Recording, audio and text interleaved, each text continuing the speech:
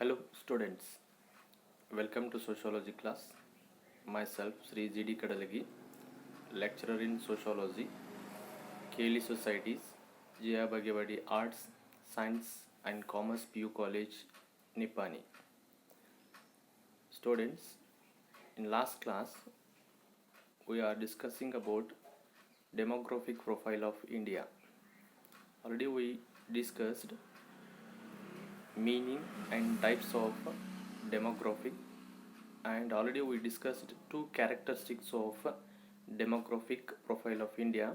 They are size and growth of Indian population and birth and death rate. ಆತ್ಮೀಯ ವಿದ್ಯಾರ್ಥಿಗಳೇ, ನಾನು G D ಕಡಲಗಿ, ಸಮಾಜಶಾಸ್ತ್ರ ಉಪನ್ಯಾಸಕರು, Cayley ಸಂಸ್ಥೆಯ ಜಿಯಾ ಬಾಗೇವಾಡಿ ಕಲಾ ವಿಜ್ಞಾನ ಮತ್ತು ವಾಣಿಜ್ಯ ಪದವಿ ಪೂರ್ವ ಮಹಾವಿದ್ಯಾಲಯ ನಿಪ್ಪಾನಿ. ಇಂದಿನ ತರಗತಿಯಲ್ಲಿ ನಾವು ಭಾರತದ ಜನಸಂಖ್ಯಾ ಚಿತ್ರಣದ ಕುರಿತು ಚರ್ಚಿಸ್ತಾ ಇದ್ದೀವಿ. ಈಗಾಗಲೇ ಅದರ ಅರ್ಥ ಮತ್ತು ಪ್ರಕಾರಗಳನ್ನು ಹಾಗೂ ಭಾರತೀಯ ಜನಸಂಖ್ಯೆಯ ಗಾತ್ರ ಮತ್ತು ಬೆಳವಣಿಗೆ, ಜನನ ಮತ್ತು ಮರಣ ಪ್ರಮಾಣ ಈ ಎರಡು ಲಕ್ಷಣಗಳ ಬಗ್ಗೆ ಚರ್ಚಿಸಿದ್ದೀವಿ. So next we discussing third characteristics of demographic profile of India is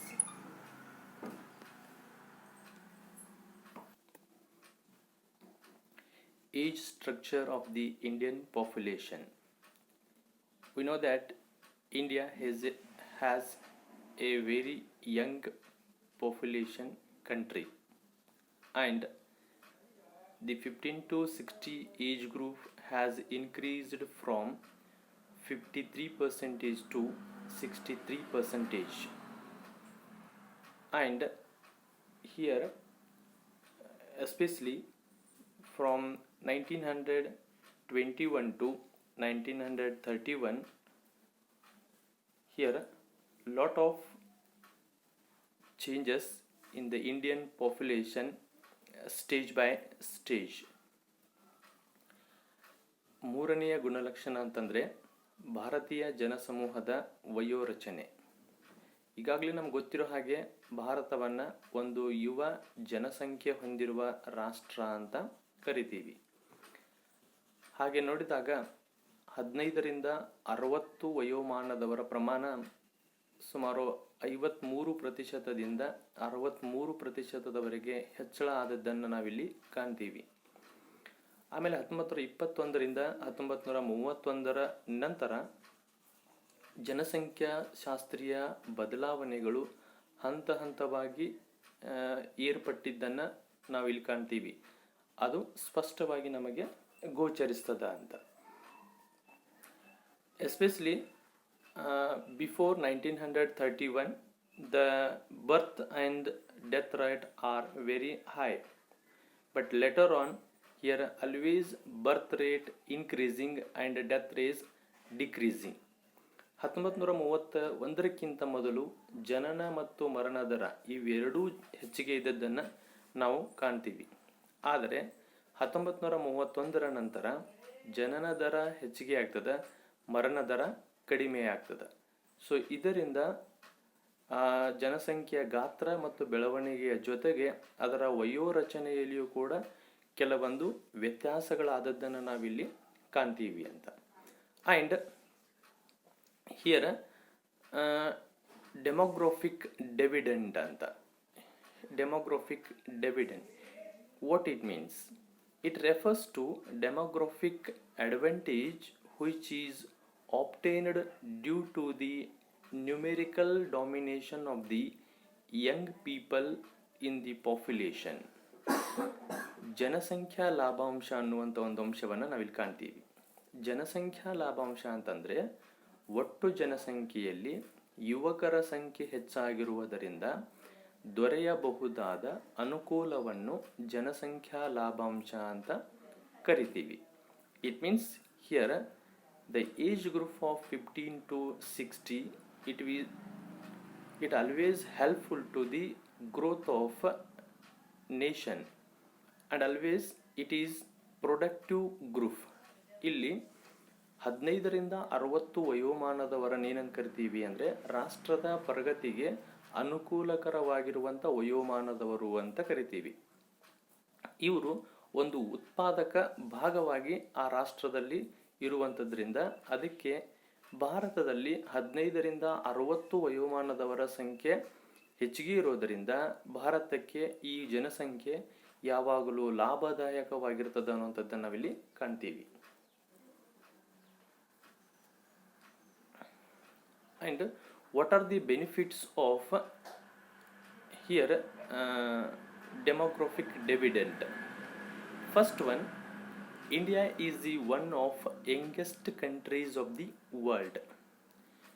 ಇಲ್ಲಿ ಜನಸಂಖ್ಯೆಯ ಲಾಭಾಂಶದಿಂದ ವಯೋಮಾನದವರ ಸಂಖ್ಯೆ 15ರಿಂದ 60 ವರ್ಷದ ವಯೋಮಾನದವರ ಸಂಖ್ಯೆ ಹೆಚ್ಚಿಗೆ ಇರೋದ್ರಿಂದ ಏನೆಲ್ಲ ಪ್ರಯೋಜನಗಳು ಇದಾವ ಅಂತ.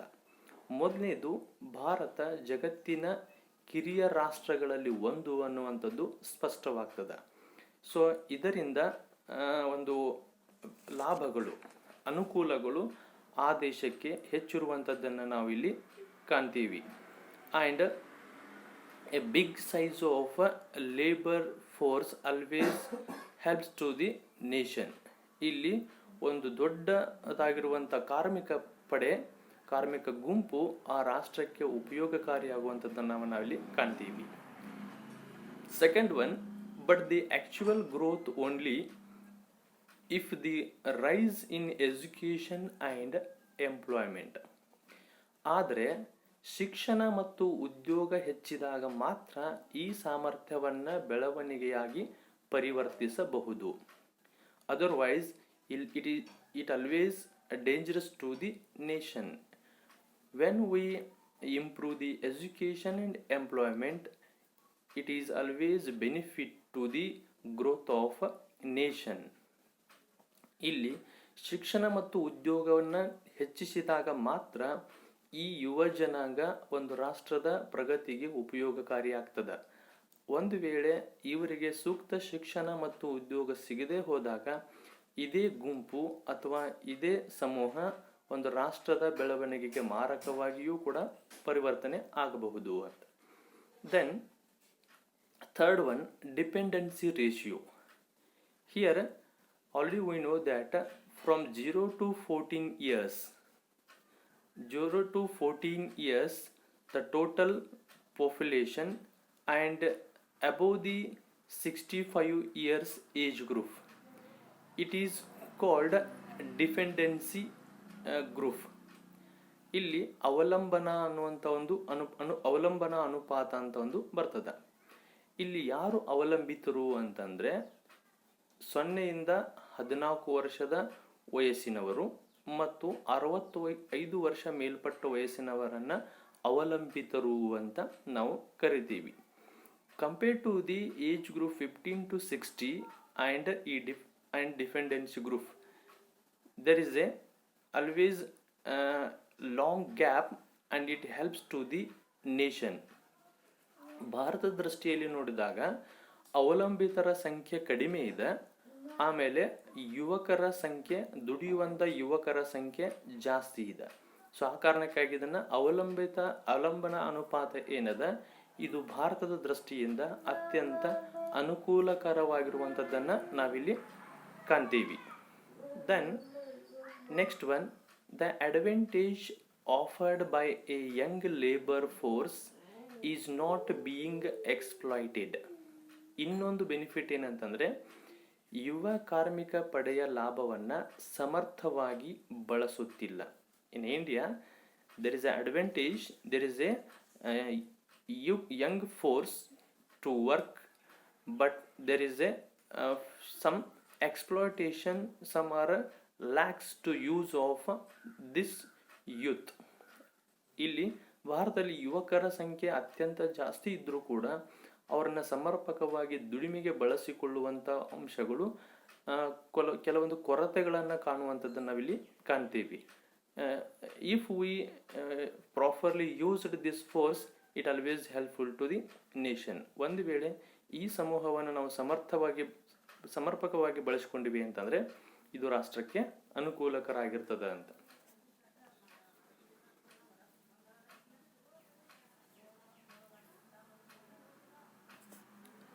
Then, fourth characteristics of demographic profile of India.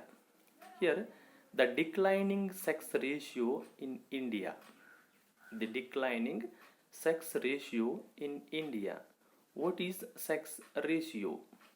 It is the number of females per thousand males. It is the number of females per thousand males. And in 2001, the sex ratio of India was 933 per thousand male. 933 females per thousand males. And in 2001 census, as for the 2011 census, 940 females per thousand males. And the same year, the child sex ratio is 914 girls per thousand boys. ನಾಲ್ಕನೆಯ ಒಂದು ಗುಣಲಕ್ಷಣ ಅಂತಂದರೆ ಭಾರತದಲ್ಲಿ ಕುಸಿಯುತ್ತಿರುವ ಲಿಂಗಾನುಪಾತ. ಲಿಂಗಾನುಪಾತ ಅಂತಂದರೆ ಪ್ರತಿ 1000 ಪುರುಷರಿಗೆ ಅನುಗುಣವಾಗಿ ಮಹಿಳೆಯರ ಒಟ್ಟು ಸರಾಸರಿ ಸಂಖ್ಯಾ ಪ್ರಮಾಣವನ್ನು, ಪ್ರತಿ 1000 ಪುರುಷರಿಗೆ ಅನುಗುಣವಾಗಿ ಮಹಿಳೆಯರ ಒಟ್ಟು ಸರಾಸರಿ ಸಂಖ್ಯಾ ಪ್ರಮಾಣವನ್ನು ನಾವು ಲಿಂಗಾನುಪಾತ ಅಂತ ಕರಿತೀವಿ. 2001ರಲ್ಲಿ ಈ ಲಿಂಗಾನುಪಾತದ ಪ್ರಮಾಣ ಎಷ್ಟಿತ್ತಂತಂದರೆ ಪ್ರತಿ 1000 ಪುರುಷರಿಗೆ 933 ಮಹಿಳೆಯರಿರುವಂಥದ್ದನ್ನು ಕಾಣ್ತೀವಿ. ಆಮೇಲೆ 2011ರ ಜನಗಣತಿಯ ಪ್ರಕಾರ ಪ್ರತಿ 1000 ಪುರುಷರಿಗೆ 940 ಜನ ಮಹಿಳೆಯರಿರುವಂಥದ್ದನ್ನು ಕಾಣ್ತೀವಿ. ಇದೇ ಅವಧಿಯಲ್ಲಿ ಮಕ್ಕಳ ಲಿಂಗಾನುಪಾತ ಎಷ್ಟಿತ್ತಂತಂದರೆ ಪ್ರತಿ 1000 ಗಂಡು ಮಕ್ಕಳಿಗೆ 914 ಹೆಣ್ಣು ಮಕ್ಕಳ ಸಂಖ್ಯಾ ಪ್ರಮಾಣ ಇರುವಂಥದ್ದನ್ನು ನಾವು ಕಾಣ್ತೀವಿ. It means it is always a declining sex ratio in India. ಭಾರತದಲ್ಲಿ ಈ ಲಿಂಗಾನುಪಾತ ಕುಸಿಯುತ್ತಿರುವಂಥದ್ದನ್ನು ಈ ಅಂಕಿ ಸಂಖ್ಯೆಗಳಿಂದ ನಾವು ತಿಳ್ಕೊತೀವಿ ಅಂತ. And what are the main causes for the declining of sex ratio? Here the main one cause is desire for male progeny. ಈ ಲಿಂಗಾನುಪಾತ ಕಡಿಮೆಯಾಗಲಿಕ್ಕೆ, ಕುಸಿಯಲಿಕ್ಕೆ ಒಂದು ಪ್ರಮುಖ ಕಾರಣನೇ ಗಂಡು ಸಂತತಿಯ ಬಯಕೆ ಅಂತ ಕರಿತೀವಿ. Where this type of desire for male progeny, especially in Uttar Pradesh, Rajasthan, Bihar, Punjab, Haryana and Karnataka, especially these states have more desire for male child. Uttar Pradesh, Rajasthan, Bihar, Punjab, Haryana ಮತ್ತು ಕರ್ನಾಟಕ ರಾಜ್ಯಗಳಲ್ಲಿ ಗಂಡು ಸಂತತಿಯ ಬಯಕೆ, ಗಂಡು ಸಂತತಿಯನ್ನು ಬಯಸುವಂತಹ ಒಂದು ಪ್ರಮಾಣ ಅತಿ ಹೆಚ್ಚು ಇರುವಂಥದ್ದನ್ನು ನಾವು ಕಾಣ್ತೀವಿ ಅಂತ. Then in Erode, Salem, Dindigul, Dharmapuri and Nilgiri district of Tamil Nadu also reported the highest number of cases of female poeticide. ಇನ್ನೊಂದು, ಈ ಗಂಡು ಸಂತತಿಗೆ ಸಂಬಂಧಪಟ್ಟಂತೆ ಬಯಕೆಯ ಪ್ರತಿಫಲವಾಗಿ ಹೆಣ್ಣು ಭ್ರೂಣ ಹತ್ಯೆಯ ಪ್ರಕರಣಗಳು ಅಧಿಕವಾಗುವಂಥದ್ದನ್ನು ನಾವು ಕಾಣ್ತೀವಿ ಅಂತ. ಅದರಲ್ಲಿ ತಮಿಳುನಾಡಿನ ಈರೋಡು, ಸೇಲಂ, ದಿಂಡಿಗಲ್, ಧರ್ಮಪುರಿ ಮತ್ತು ನೀಲಗಿರಿ ಜಿಲ್ಲೆಗಳಲ್ಲಿ ಅತಿ ಹೆಚ್ಚು ಹೆಣ್ಣು ಭ್ರೂಣ ಹತ್ಯೆಯ ಪ್ರಕರಣಗಳಿರುವಂಥದ್ದನ್ನು ನಾವಿಲ್ಲಿ ಕಾಣ್ತೀವಿ ಅಂತ. It means it always cause to the declining of sex ratio in India. ಇದು ಒಂದು ಭಾರತದಲ್ಲಿ ಲಿಂಗಾನುಪಾತ ಕುಸಿಯಲಿಕ್ಕೆ ಕಾರಣ ಆಗ್ತಾ ಇರುವಂಥದ್ದನ್ನು ನಾವಿಲ್ಲಿ ಕಾಣ್ತೀವಿ.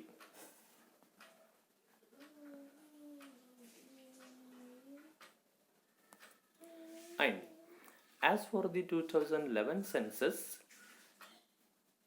there was an imbalance in the sex ratio in Belgavi, Vijayapura and Mandya district. This is not only problem of Tamil Nadu state, even in Belagavi, Vijayapura and Mandya district also. The main cause imbalance in the sex ratio, because they also following or practicing female poeticide. ಕೇವಲ ತಮಿಳುನಾಡು ಜಿಲ್ಲೆಯಲ್ಲಿ ಮಾತ್ರ ಈ ಹೆಣ್ಣು ಭ್ರೂಣ ಹತ್ಯೆಯ ಪ್ರಕರಣಗಳು ಏರ್ಪಡುವಂಥದ್ದು, ಆಮೇಲೆ ಲಿಂಗಾನುಪಾತ ಕುಸಿಯುತ್ತಿರುವಂಥದ್ದಷ್ಟೇ ಅಲ್ಲ, ಈ ಥರನಾಗಿರುವಂಥ ಒಂದು ಲಿಂಗಾನುಪಾತದ ಅಸಮತೋಲನವನ್ನು ನಾವು ಬೇರೆ ರಾಜ್ಯಗಳಲ್ಲಿ ಕೂಡ ಕಾಣ್ತೇವೆ. ಅದು Karnataka.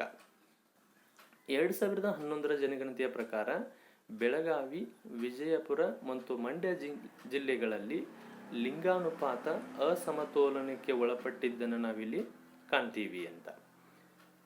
Then favourable sex ratio in Kolar, it is 979 females for 1000 males. ಆದರೆ ಕೆಲವೊಂದು ಕಡೆ ಲಿಂಗಾನುಪಾತ ಅತಿ ಅಧಿಕವಾಗಿರುವಂಥದ್ದನ್ನು ಕೂಡ ಕಾಣ್ತೀವಿ. ಉದಾಹರಣೆಗೆ ಕರ್ನಾಟಕದ ಬರಡು ಜಿಲ್ಲೆ ಅಂತ ನಾವು ಕರಿತೀವಿ. ಈ ಬರಡು ಜಿಲ್ಲೆಯಾಗಿರುವಂಥ ಕೋಲಾರದಲ್ಲಿನೇ ಅತಿ ಹೆಚ್ಚು ಲಿಂಗಾನುಪಾತ, ಅಂದರೆ ಪ್ರತಿ 1000 ಪುರುಷರಿಗೆ 979 ಮಹಿಳೆಯರು ಇರುವಂಥ ಒಂದು ಉದಾಹರಣೆಗಳನ್ನು ಕೂಡ ನೋಡ್ತೀವಿ ಅಂತ. And there was a famous book written by Manjunath ಅದೇ, ಒಡಲು ತುಡಿತಕ್ಕೆ ಕೀಡು. This book especially highlights a study on female poeticide. This book always help to know the sex ratio, what are the changes and what are the main causes in the decline of sex ratio in Karnataka. ಒಂದು ಮಂಜುನಾಥ್ ಅದೇವರು ಬರೆದಿರುವಂಥ ಒಂದು ಪ್ರಮುಖ ಪುಸ್ತಕವಾಗಿರುವಂಥ ಒಡಲು ತುಡಿತಕ್ಕೆ ಕೀಡು ಎಂಬುದರಲ್ಲಿ ಹೆಣ್ಣು ಭ್ರೂಣ ಹತ್ಯೆಗೆ ಕಾರಣಗಳೇನು, ಆಮೇಲೆ ಹೆಣ್ಣು ಭ್ರೂಣ ಹತ್ಯೆಯಿಂದ ಲಿಂಗಾನುಪಾತದಲ್ಲಿ ಏರ್ಪಟ್ಟಿರುವಂಥ ಬದಲಾವಣೆಗಳ ಬಗ್ಗೆ ಒಂದು ವಿಶಿಷ್ಟ ಅಧ್ಯಯನವನ್ನು ನಾವಿಲ್ಲಿ ಕಾಣ್ತೀವಿ. ಹೆಣ್ಣು ಭ್ರೂಣ ಹತ್ಯೆಗೆ ಸಂಬಂಧಪಟ್ಟಂಥ ಒಂದು ವಿಶೇಷ ಅಧ್ಯಯನವನ್ನು ಈ ಒಡಲ ತುಡಿತಕ್ಕೆ ಕೀಡು ಎಂಬ ಕೃತಿಯ ಮೂಲಕ ನಮಗೆ ಮಾಹಿತಿ ಸಿಗ್ತದ ಅಂತ. And for the improvement of sex ratio there are different plans and programs introduced by central government. Here the central government introduced or launched a program in Vijayapura, that is Beti Padhao Beti Bachao, and in 22 January 2015 also central government introduced another one program, Sukanya Samruddhi Yojana, Sukanya Samruddhi Yojana, for the improvement of sex ratio, to maintain balance in sex ratio.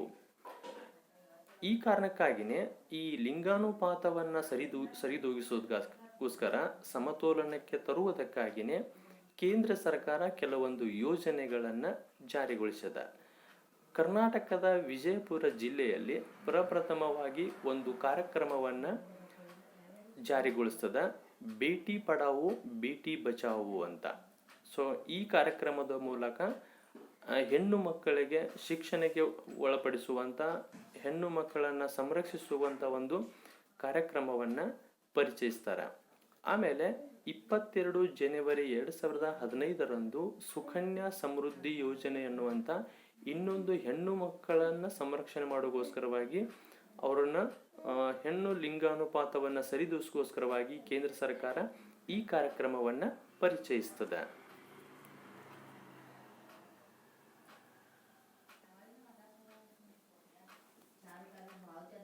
And there is another one concept, Bimaru versus Dimaru.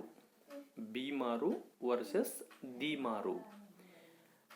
As for the 2001 census report, the Bimaru states are Bihar, Madhya Pradesh, Rajasthan and Uttar Pradesh.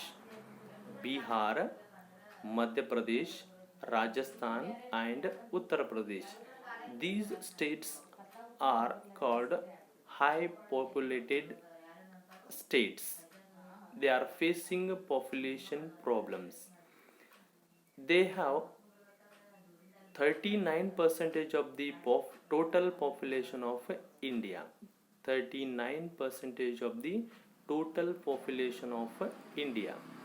And especially in these states, near about 48% of the peoples are illiterates. So we called they are the Bimaru states. ಇಲ್ಲಿ ಬಿಮಾರು ಮತ್ತು ದಿಮಾರು ಅನ್ನುವಂಥ ಒಂದು ಅಂಶಗಳು ಬರ್ತಾವ. 2001ರ ಜನಗಣತಿ ವರದಿಯ ಪ್ರಕಾರ ಈ ಬಿಮಾರು ರಾಜ್ಯಗಳು ಅಂತಂದರೆ ಬಿಹಾರ, ಮಧ್ಯಪ್ರದೇಶ, ರಾಜಸ್ಥಾನ, ಉತ್ತರ ಪ್ರದೇಶ. ಈ ರಾಜ್ಯಗಳನ್ನು ಬಿಮಾರು ರಾಜ್ಯಗಳು ಅಂತ ಕರೀತಾರೆ. ಯಾಕೆ ಅಂತಂದರೆ ಇವು ಅತಿ ಹೆಚ್ಚು ಜನಸಂಖ್ಯೆಯನ್ನು ಹೊಂದಿದವ, ಜನಸಂಖ್ಯಾ ಸಮಸ್ಯೆಯನ್ನು ಎದುರಿಸುವ ರಾಜ್ಯಗಳಾಗಿದ್ದಾವ. ದೇಶದ ಒಟ್ಟು ಜನಸಂಖ್ಯೆಯಲ್ಲಿ 39% ಜನಸಂಖ್ಯೆ ಈ ರಾಜ್ಯಗಳಲ್ಲೇ ಇರುವಂಥದ್ದನ್ನು ನಾವು ಕಾಣ್ತೀವಿ. ಅಷ್ಟೇ ಅಲ್ಲದೆ ಸುಮಾರು 48% ಜನರು ಅನಕ್ಷರಸ್ಥರಾಗಿರುವಂಥದ್ದನ್ನು ನಾವಿಲ್ಲಿ ಕಾಣ್ತೀವಿ ಅಂತ. ಸೊ ಅದಕ್ಕೆ ಬಿಮಾರು ಅಂತಂದರೆ ಇದೊಂದು ರೋಗಗ್ರಸ್ತ ರಾಜ್ಯಗಳು ಅಂತ, ಅಂದರೆ ಆ ಸಮಸ್ಯೆಯಿಂದ ಕೂಡಿರುವಂಥ ರಾಜ್ಯಗಳು ಅನ್ನುವಂಥದ್ದನ್ನು ನಾವಿಲ್ಲಿ ಕಾಣ್ತೀವಿ. ಆ್ಯಂಡ್ ಅನದರ್ ಒನ್ ಕಾನ್ಸೆಪ್ಟ್ ದಿಮಾರು. What it indicates?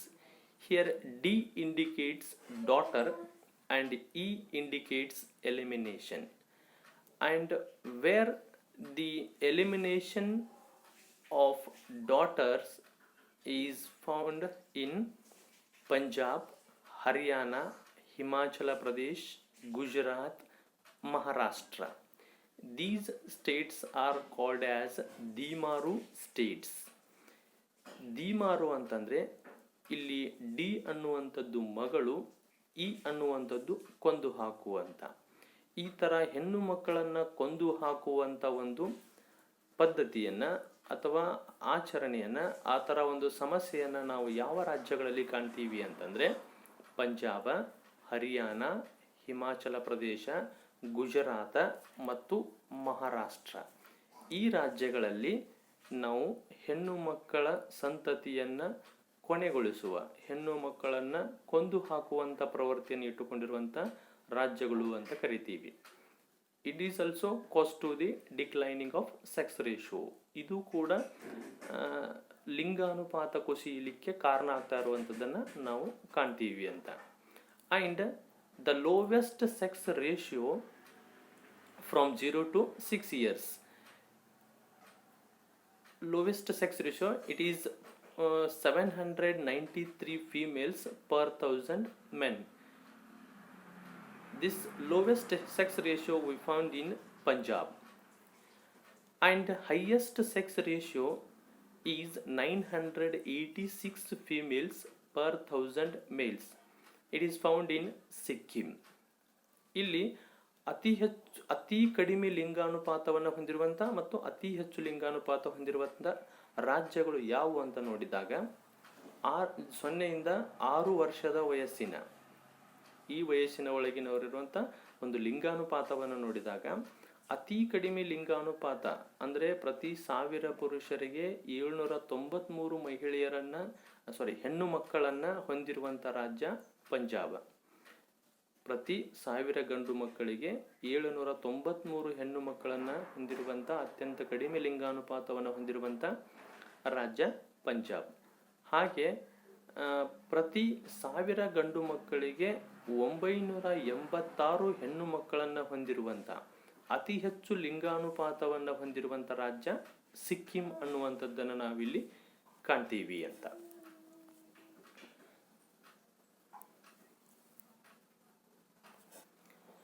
Then, what are the causes for the decline in the child sex ratio? The first one, sex-specific abortion and female poeticide. Another one cause, neglect of girl babies. And third one, measure of prenatal diagnostic test, or sorry, here of identification of prenatal diagnostic test. ಮಕ್ಕಳ ಲಿಂಗಾನುಪಾತ ಕುಸಿತಕ್ಕೆ ಪ್ರಮುಖ ಕಾರಣಗಳು ಯಾವುವು ಅಂತಂದರೆ ಗರ್ಭಪಾತಗಳು ಮತ್ತು ಹೆಣ್ಣು ಭ್ರೂಣ ಹತ್ಯೆ ಅಂತ. ಗರ್ಭಪಾತ ಮತ್ತು ಹೆಣ್ಣು ಭ್ರೂಣ ಹತ್ಯೆಯಿಂದಾನೇ ಲಿಂಗಾನುಪಾತ ಕುಸಿಯುವುದಕ್ಕೆ ಪ್ರಮುಖ ಕಾರಣ ಅನ್ನುವಂಥದ್ದನ್ನು ನಾವು ಕಾಣ್ತೀವಿ.